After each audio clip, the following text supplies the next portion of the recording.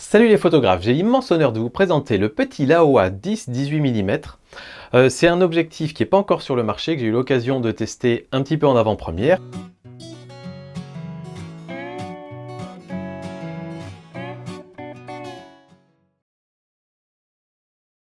Petite présentation du bestiau. Il s'agit donc d'un objectif actuellement en monture Sony, qui va probablement dans les prochains mois sortir en monture Canon et Nikon mirrorless également, qui est tout manuel. Donc vous avez hop, ici une petite bague pour la focale de 10 à 18 mm manuel.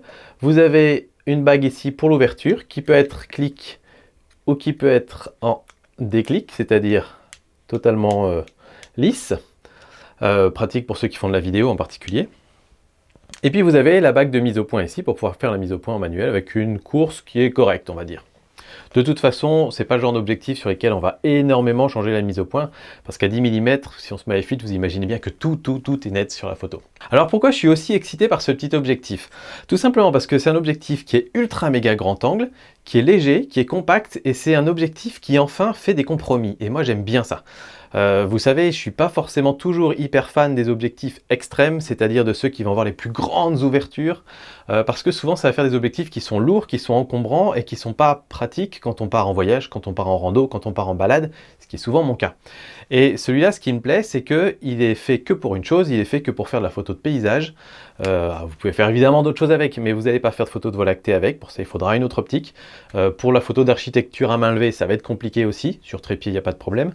Mais voilà, et donc du coup, pour ceux qui font la photo de paysage, on a une optique qui est 100% dédiée à ça et qui est plus légère et qui est plus compacte. Donc est-ce que ce petit objectif là-haut à 10-18 cartonne ou est-ce que c'est moyen-moyen? C'est ce qu'on va voir. Petite précision tout de même, il est rectilinéaire, c'est-à-dire que les photos vont apparaître droites. C'est pas un fisheye, ça mérite d'être précisé parce que sur capteur plein format, quand on a des 10 mm, souvent c'est quand même des fisheyes avec des énormes déformations. Là c'est un petit bijou qu'ils ont réussi à créer avec, vous voyez cette optique complètement bombée qui permet de redresser les perspectives et de donner du coup un angle de champ absolument dingue. Alors physiquement, il est assez lourd quand même, il pèse à peu près autant que mon Zeiss 1635 qui est monté là pour l'instant en train de me filmer, mais qui est quand même beaucoup plus gros. Donc en termes de poids, on va pas forcément gagner énormément, il pèse à peu près 500 grammes, par contre en termes de taille, il est tout petit. Et puis, il est très bien construit, tout en métal, ça, il n'y a vraiment aucun souci là-dessus. Vous voyez qu'à l'avant, on a une lentille bombée, ce qui veut dire qu'on ne pourra pas venir mettre de filtre. On a la possibilité, cela dit, de mettre des filtres à l'arrière. Je ne sais pas si vous voyez ici, on a, hop, un petit filetage. Et je peux venir dévisser ici un petit filtre. Alors je ne sais plus quel est le diamètre exactement. Je crois que c'est 42 mm ou un truc comme ça. Et donc on peut venir mettre des petits filtres comme ça. Là pour l'instant c'est un filtre UV qui est monté dessus. Et on peut venir mettre des filtres, essentiellement des filtres ND. Pour les polarisants, c'est pas forcément très pratique de pouvoir les mettre là, parce que évidemment, si dès que vous voulez tourner le polarisant, il faut démonter l'objectif. Donc c'est peut-être pas la meilleure solution.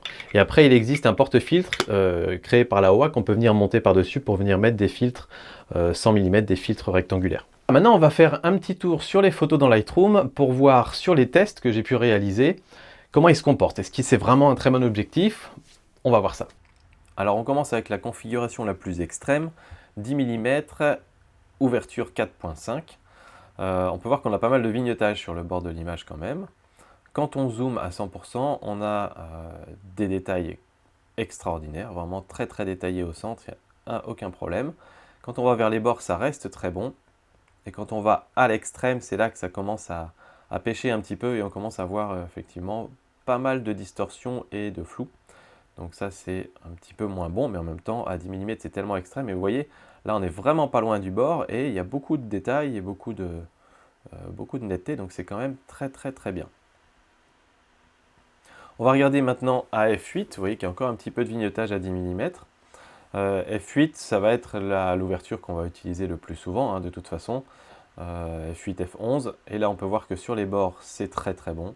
Et même à l'extrême c'est vraiment pas mal quand on voit. Ici, bon, la distorsion est quand même présente, mais ça peut se corriger. Mais on voit quand même énormément de détails sur les maisons. Je peux vous dire que pour comparer avec d'autres objectifs ultra grand angle, c'est vraiment pas mal. Donc voilà, 10 mm f8, c'est une très bonne configuration pour cet objectif-là. On passe à 12 mm. Je ne vais pas vous faire repasser au centre à chaque fois, c'est excellent à chaque fois, il n'y a aucun souci. On va plutôt se concentrer sur les bords, et en particulier sur le bord droit où on voit un petit peu mieux. 12 mm, c'est excellent, c'est encore meilleur qu'à 10 mm. On a beaucoup de détails, même dans les branches, on voit hein, toutes les branches d'arbres, etc. Et je vous rappelle qu'on est à 100%, la photo de base fait cette taille-là quand même. Donc on est très très très zoomé, et c'est vraiment extrêmement qualitatif, donc ça c'est impeccable. À 14 mm, quand on va voir sur les bords, ça reste encore tout à fait correct, sauf à l'extrême. Là vous voyez l'extrême ici, là c'est un peu flou quand même, c'est pas terrible, on le voit là aussi, et en remontant aussi. Donc 14 mm sur l'extrême, c'est pas parfait. Par contre, on est déjà beaucoup mieux dès qu'on va un tout petit peu à l'intérieur de la photo. 16 mm f8. 16 mm f8, bizarrement, ça redevient correct sur le bord. Donc là, encore une fois, un piqué qui est tout à fait acceptable, tout à fait bon. Voilà, vraiment très belle performance. Et puis 18 mm f8, encore une fois très bien au centre. Ça commence à devenir un petit peu plus mou déjà, même au tiers de la photo. Et sur les bords, c'est un peu moins bon aussi. Donc 18 mm, c'est quand même moins qualitatif que sur les autres focales d'une manière générale, même si sur le bord, c'est pas le pire. Donc comme vous le voyez, le piqué est vraiment très très bon sur cet objectif, et il est très bon y compris jusqu'à l'extérieur de la photo, ce qui à 10 mm est carrément une petite prouesse je trouve, parce qu'en général plus on est large, plus c'est difficile d'avoir des photos nettes avec des détails sur les bords. Et cet objectif souffre quand même d'un manque de contraste, c'est-à-dire que quand vous regardez à l'intérieur des photos, c'est assez peu contrasté par rapport à d'autres objectifs de gamme assez similaires. C'est pas personnellement pour moi un problème, je sais que pour certaines personnes ça va être un peu rédhibitoire, donc à vous de voir si c'est important pour vous que vos photos soient contrastées. Déjà généralement mes photos de paysage sont pas très contrastées, et en plus on peut rajouter un petit peu de contraste, ça se fait très facilement, et ça va pas altérer la qualité de l'image, ou très peu. Alors, il n'est pas 100% parfait, il est par exemple un tout petit peu moins bon que le Sony 12-24 que j'avais pu tester à l'occasion. Il a des petites pertes de piqué sur les bords, mais vraiment sur les extrêmes. Je trouve que c'est quand même très bien contenu pour ce type d'optique. En tout cas, moi, ça ne me dérangera pas du tout de faire des photos avec. Au pire, éventuellement, on prend l'habitude de prendre des photos un peu plus larges et on recadre un tout petit peu au bord pour enlever ces parties qui sont un tout petit peu moins bonnes optiquement parlant. Pour vous donner une idée, si je compare avec donc, la même photo prise à 16 mm avec cet objectif et avec mon Zeiss 1635 qui est déjà un excellent objectif, vous pouvez voir qu'il se comporte mieux sur les bords. Il y a plus de détails sur les bords de photo que sur mon Zeiss 1635. J'ai testé le flair aussi, il est quasi absent dans quasiment aucune des photos, surtout celles où j'ai commencé à mettre le soleil à l'intérieur de l'image. C'était quasiment impossible de voir du flair. J'ai eu une ou deux photos où on voyait une légère tache rose à un endroit, mais c'est vraiment tout petit et je pense que ce sera assez facile à corriger dans Lightroom ou dans Photoshop. J'ai regardé aussi le Sunburst qui est vraiment magnifique, moi je l'aime beaucoup, avec ses 10 belles branches bien propres. C'est dû au fait que le diaphragme est composé de 5 lamelles parfaitement droites. Et en fait, pour les objectifs de paysage, plus les lamelles, enfin pour les objectifs d'une manière générale, plus les lamelles sont droites et vont créer des angles, plus les étoiles vont être belles. Et plus vous avez des lamelles qui sont rondes, plus vous allez avoir un beau flou d'arrière-plan. Donc parfois, il faut choisir entre les deux. Pour un objectif de paysage, je préfère largement avoir un beau Sunburst. Alors, et les défauts, vous allez me dire, il y en a quelques-uns. Déjà, cet objectif est sombre. Quand je dis qu'il est sombre, c'est que quand je prends des photos à f8 avec cet objectif-là et que je prends des photos à f8 avec d'autres objectifs, la photo qui ressort prise avec cet objectif-là est entre 2 tiers de stop et un stop plus sombre que sur un autre objectif. C'est-à-dire qu'en termes de lumière, il y aurait l'équivalent de f11, alors que sur l'autre, on avait un f8. En termes de profondeur, par contre, c'est toujours la même profondeur de champ. Donc il est assez sombre. Ce qui veut dire que définitivement, ça le met hors course pour tout ce qui est photo d'étoiles, de voies lactées, etc. Parce que au mieux, vous n'aurez pas un f4.5, vous aurez l'équivalent en lumière d'un f5.6, f7. Donc c'est vraiment quelque chose qu'il faut oublier pour la photo de voie lactée. Autre petit défaut que j'ai constaté, la mise au point au premier plan. Quand on fait des photos de paysage avec des très grands angles comme ça, c'est extrêmement important de mettre un premier plan dans sa photo. Et souvent, une solution, c'est de faire une mise au point sur le premier plan en faisant un focus stacking, puis ensuite de faire une mise au point plus loin, puis de faire une mise au point à l'infini, et ensuite faire un focus stacking sur ces 3 images-là.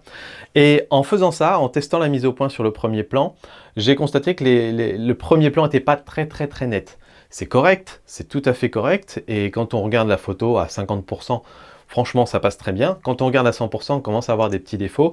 Et là, par contre, par exemple, par rapport à mon Zeiss, le Zeiss est bien meilleur dans cette catégorie-là. Et dernier petit défaut, mais ça fait partie de la présentation de l'objectif, c'est qu'il est tout manuel, donc pour certaines personnes ce sera un peu rédhibitoire. Très franchement, pour la photo de paysage, un objectif tout manuel, c'est pas du tout un problème, surtout quand vous avez le focus picking comme il y a sur tous les appareils mirrorless qui sont actuellement sur le marché. C'est très facile, on tourne la bague, on voit l'endroit où ça devient un petit peu rouge, et hop, la mise au point est bonne. Et comme je vous dis, de toute façon, il y a une telle profondeur de champ avec ces objectifs-là, que c'est vraiment pas très compliqué. Le seul petit truc qui est un petit peu embêtant quand même, c'est que vous n'avez pas les exifs qui sont transférés dans l'appareil photo. C'est-à-dire que quand vous regardez vos photos dans Lightroom, vous n'avez pas l'ouverture, vous n'avez pas le modèle de l'objectif, vous n'avez pas la focale. Donc ça, il faut les déduire si jamais c'est des sujets qui vous intéressent. Si vous aimez revenir sur vos photos et retrouver les exifs, bah là, elles ne sont pas incluses. Alors, pour qui se destine ce petit objectif-là?